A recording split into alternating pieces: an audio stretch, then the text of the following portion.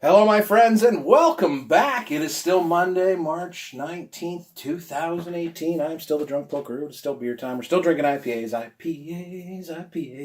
I'm drinking all my IPAs. Gotta drink them fresh. Speak-a-loo! Every time I wash it, I'm afraid it's gonna break. I love this glass, but it is absolutely mind-crushingly dangerous. Every time you're like, is it gonna break? Is it gonna break? Is it gonna spill water all over the place? Yes. From our stop in Windsor at Motorcraft Ales, home of the finest burger in Windsor, maybe, comes the Funk Fuel New England IPA. 46 IBUs, 7.4 ABV. L's to the yeah. Do you know what? When we were in Windsor, this was our last stop.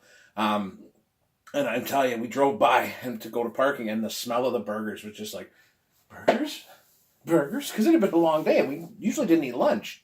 The beer was good. The burgers were divine. My, oh my. Like, seriously divine burgers. But let's get into the beer.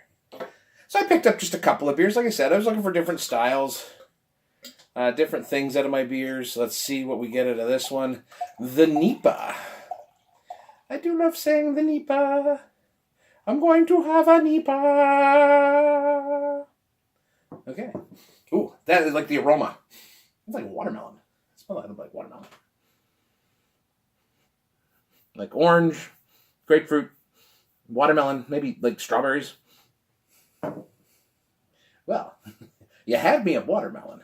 Not as hazy as I would like. New England style IPA.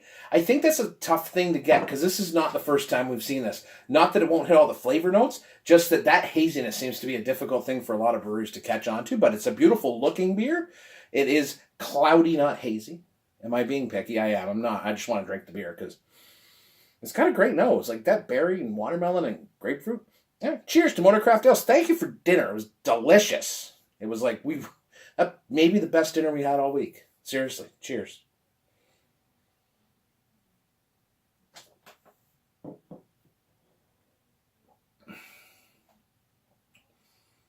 Okay. So it is hitting that creamy kind of New England style. The body's a little bit more creamy. There's definitely like a berry flavor. I want to call it strawberry, I guess, but definitely a berry type flavor there, loaded with grapefruit and mango and pineapple. A touch of tangerine, maybe orange. I think orange, because remember we talked about tangerine is a little more sour, so orange. The back end is dry with a resinous pine. Not much dankness. No dankness. But definitely a nice IPA. Different. The berry's getting me.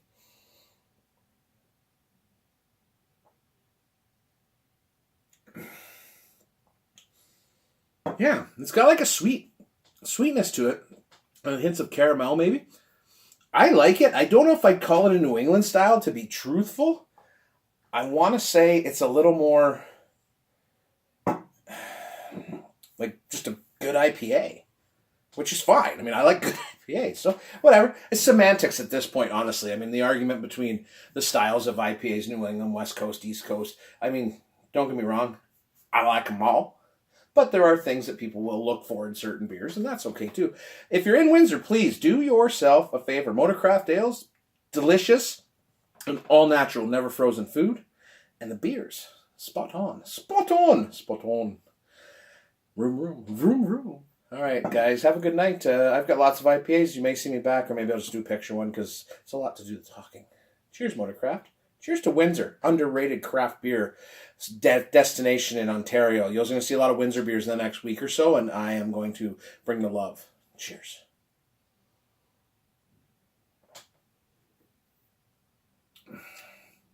Betty, vroom.